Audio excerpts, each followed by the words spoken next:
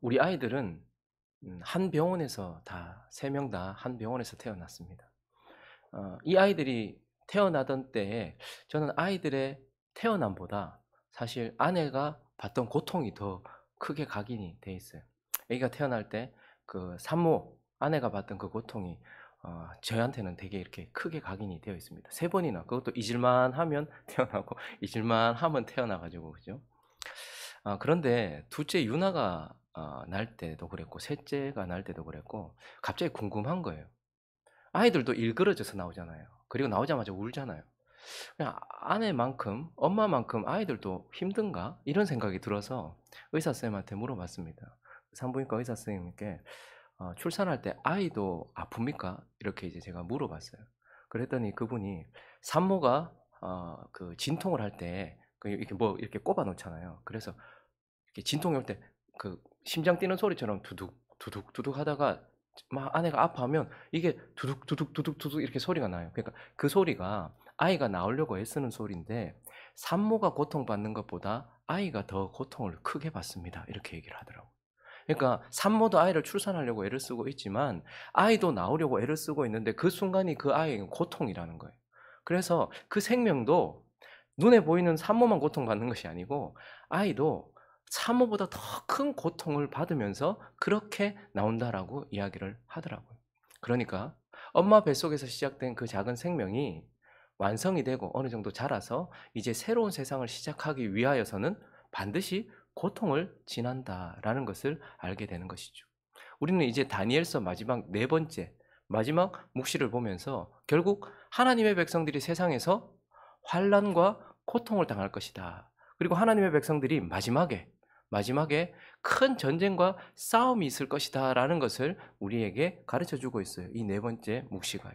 그래서 결국 이미 시작된 하나님의 나라가 완성되기 위하여서는 큰 고통과 환난과 싸움과 전쟁을 거쳐서 결국 하나님의 나라가 완성되고 영원한 나라가 시작된다라는 것을 우리에게 가르쳐 주면서 결국 하나님의 백성들은 세상에서 큰 환난과 마지막에 큰 전쟁을 만난다라고 우리에게 말씀해 주고 있는 것이죠. 그런데 여러분, 다니엘서를 마무리하면서 우리는 결국 크게 환난당할 것이고 핍박당할 것이고 고통당할 것이고 마지막 때에 큰 싸움이 있을 것이다라는 이 말씀으로 다니엘서가 마무리된다면 알기는 알겠는데 매우 어둡고 낙심되기도 하겠죠.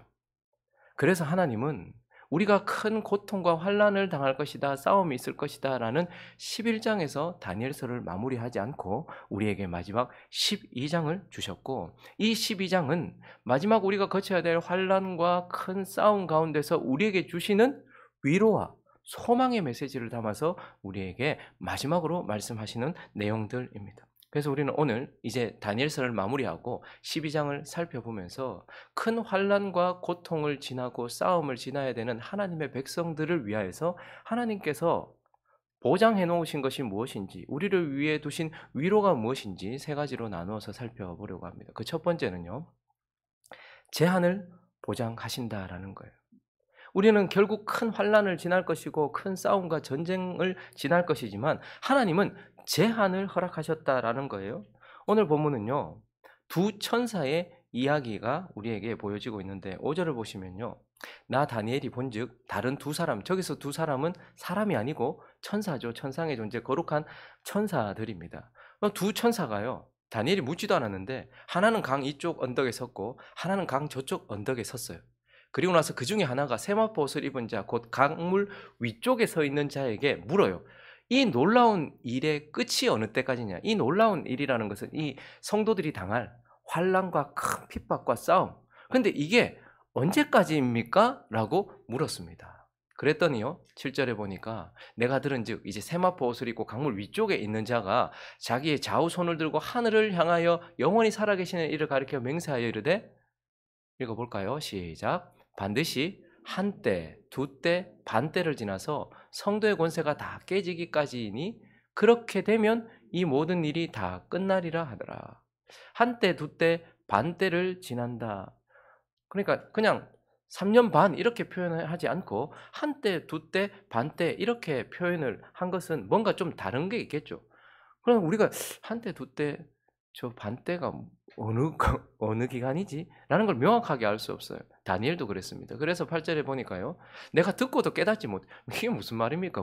그러니까 얼마나 견디란 말입니까? 내가 이르되 내 주여 이 모든 일의 결국이 어떠하겠나이까? 라고 이렇게 다시 물었어요. 그 기간이 어느 정도입니까? 라고 물었더니 11절에 보니까요.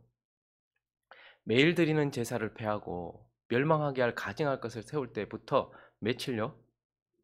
1290일을 지낼 것.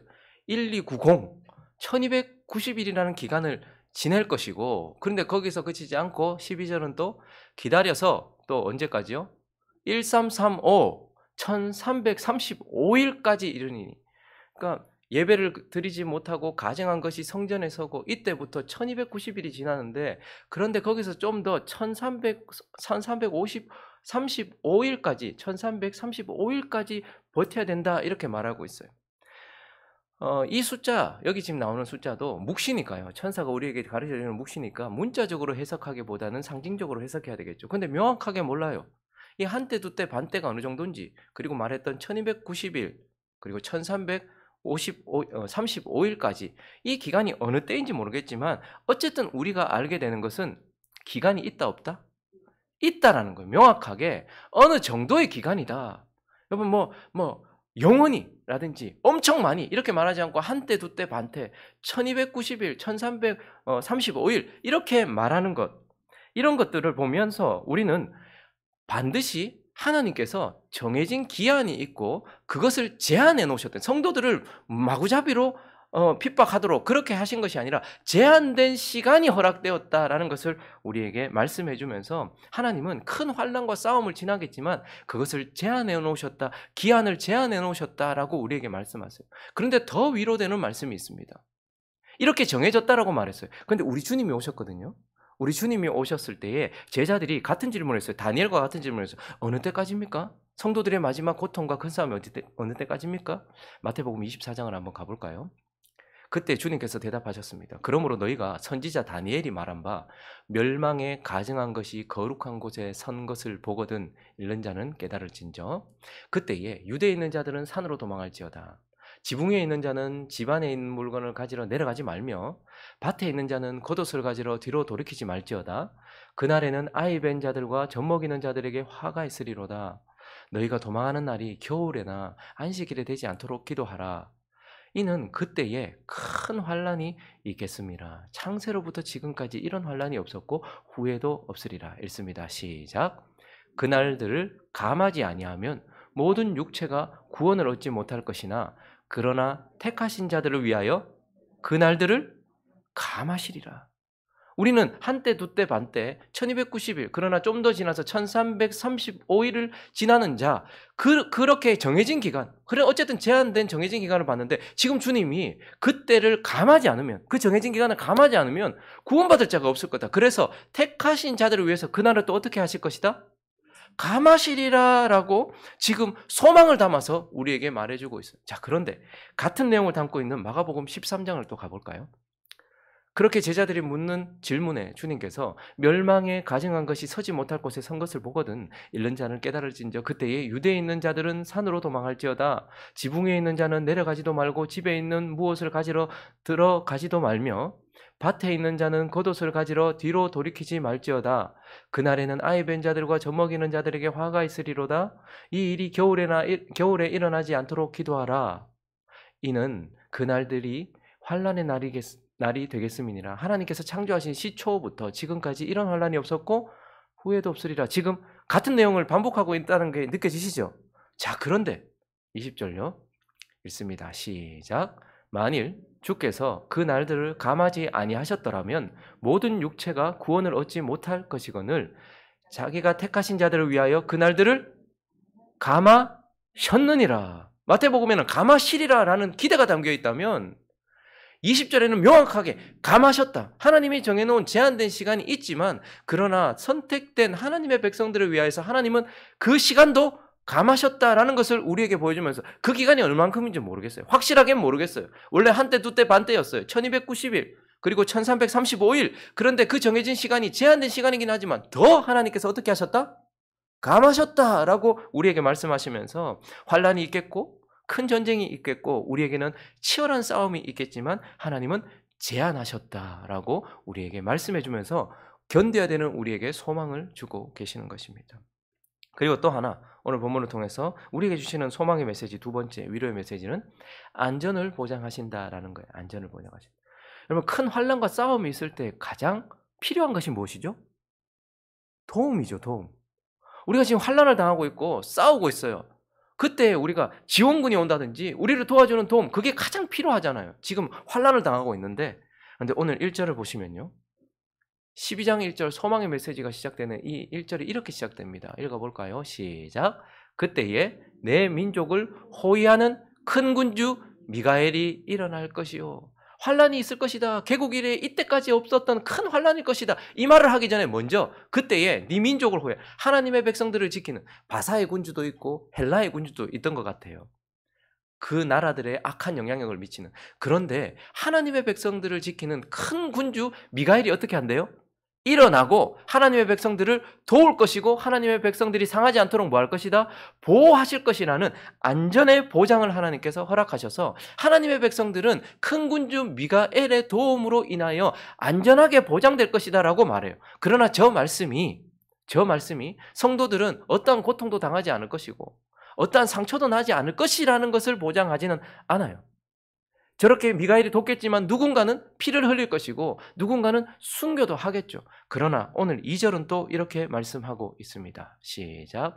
땅의 티끌 가운데서 자는 자 중에서 많은 사람이 깨어나 영생을 받을 자도 있겠고 수치를 당하여 영원히 부끄러움을 당할 자도 있어요. 지금 어느 때까지 얘기하는 거예요? 미가엘이 일어나서 너희가 큰 싸움을 싸우고 그 전쟁 가운데 환란을 당할 때 도울 것이다. 그러나 그 가운데서 육체의 상함을 받는 자는 있겠지. 그래서 육체의 죽음, 결국 잠자는 자도 있을 것이다. 그러나 뭐라고 말합니까? 자는 자들 중에 많은 사람들, 모든 사람들이 다 구원을 받는 건 아니니까요. 그 중에 많은 사람들이 깨어나 뭘 받는데요? 영생을 받는다. 그래서 하나님은 우리에게 너희는 환란의 때에 그 제한된 시간, 하나님께서 감하신 시간을 건너겠지만 또 그때에 큰 군주 미가엘이 일어나서 너희의 육체의 생명과 너희의 보이는 외적인 생명을 보호해 줄 것이다. 그러나 그것의 보호를 받지 못하는 사람도 어떻게 해요? 결국 하나님께서 생명을 보호하셔서 뭐 해 주실 것이다? 부활의 생명을 누릴 것이다. 그러니 잃어버리는 게 있습니까? 없습니까? 몸의 고통은 좀 당할 수도 있겠죠. 환난은 당할 수도 있겠죠. 그러나 우리는 결코 생명을 잃지 않는다는 말입니다. 그러면서 오늘 1절로 다시 가보시면요. 그때에 네 민족을 호위하는 큰 군주 미가엘이 일어날 것이요 또 환란이 있으리니 이는 개국 이래로 그때까지 없던 환란일 것입니다. 이거 지금 환란을 크게 보여주는 이유가 무엇이냐면 셋째 줄 있습니다. 시작.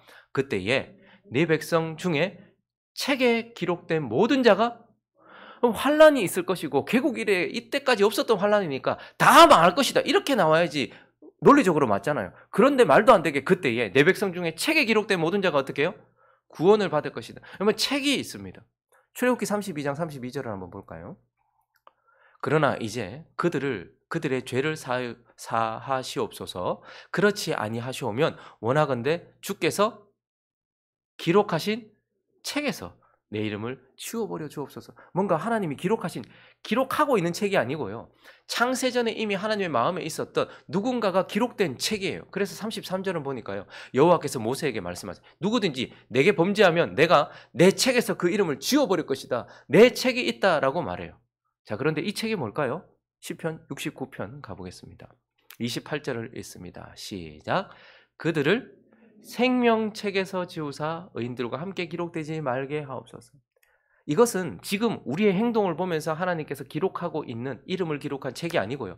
창세전에 하나님의 마음속에 있었던 창세전에 이미 하나님의 자녀로 택함을 받은 하나님의 하나님에게 생명을 받는 하나님의 백성들의 이름이 기록된 무슨 책? 생명책. 저와 여러분의 이름이 어디에 있을까요? 행복한 우리 교회 교적부의 이름이 있어요. 그러나 그것은 생명을 보장하지 않습니다. 그러나요? 우리의 이름이 어디에 보장되어 있을까요? 하나님께서 이미 기록해 놓으신 생명책에 기록되어 있고 그래서 1절은 이 생명책에 기록된 우리의 이름이 있는 모든 성도가 구원을 받을 것이다 라고 말하고 있는 것입니다. 그때의 백성 중에 책에 기록된 어떤 자? 모든 자가 구원을 받을 것이다 라고 말하면서 하나님은 우리의 생명에 대하여 안전을 보장해 주고 있다. 하나님은 우리의 편안을 보장하시지는 않았습니다. 그러나 평안은 보장해 주셨고요.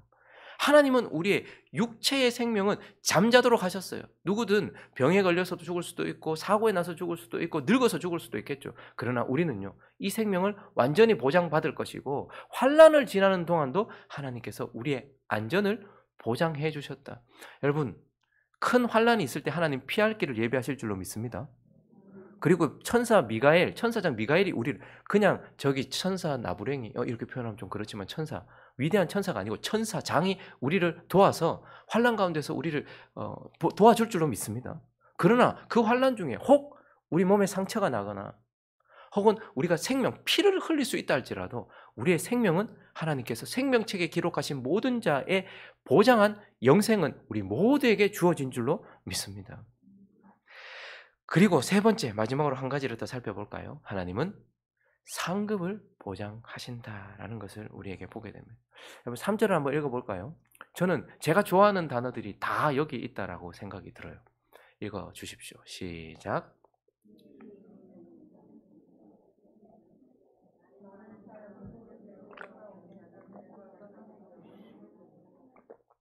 제가 좋아하는 단어 하늘입니다. 공창, 높은 곳이에요. 저곳은 하나님이 계신 곳이죠. 하나님이 계신 곳은 그 어디나 하늘나라죠. 그래서 하나님이 계신 곳을 하늘이라고 표현합니다. 근데 궁창, 저 높은 곳. 그리고 또 제가 좋아하는 단어가 있습니다. 빛. 그리고요, 별, 스타.